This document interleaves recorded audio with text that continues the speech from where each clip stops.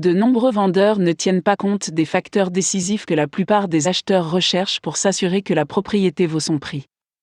Ces vendeurs mettent en place une étiquette de prix plus élevée que même la classe supérieure se demanderait comment ils se sont arrivés dans ce chou. Et pour que vous vous sentiez à l'aise avec leur prix, ils se commenceront à vous parler de caractéristiques impressionnantes et de plans de développement communautaire qui sont tout simplement trop beaux pour être vrais. Puisque vous êtes l'acheteur, il est de votre responsabilité de vous tenir à l'écart de ce genre de vendeurs et de faire ce que vous pensez être le mieux pour obtenir la propriété que vous voulez par sens pratique.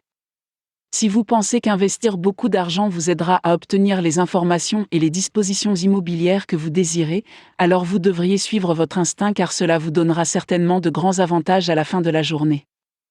L'une des meilleures sources d'informations immobilières est le rapport de propriété, car il est rempli d'un grand nombre d'informations fiables que vous devez connaître sur les propriétés, les dispositions immobilières et ainsi que les trucs de vente de propriété et les mises à jour qui se produisent dans la communauté. En dehors de cela, les prix de vente médians et moyens avec des détails significatifs sont également répertoriés, et vous pouvez absolument les utiliser comme vos références pour vérifier la crédibilité du vendeur et ainsi que ses revendications.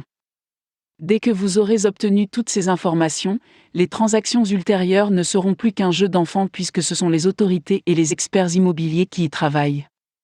Si le vendeur n'est pas d'accord avec votre prix de vente souhaité ou, disons, avec votre offre, les experts immobiliers vous diront généralement d'attendre quelques semaines de plus, car le vendeur et vous-même, en tant qu'acheteur, évaluerez à nouveau la propriété jusqu'à ce que le vendeur ait une meilleure idée de votre offre et l'accepte. Vous pouvez maintenant peaufiner le rapport sur la propriété que vous venez de recueillir en vous fiant simplement aux inspecteurs pour évaluer la propriété.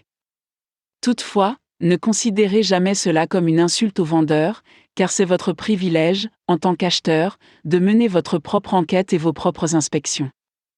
Les inspecteurs examineront évidemment le bien, construction, système de câblage, tuyauterie, etc., et dès qu'ils verront des problèmes préoccupants se profiler, ils se vous indiqueront des moyens significatifs pour les résoudre.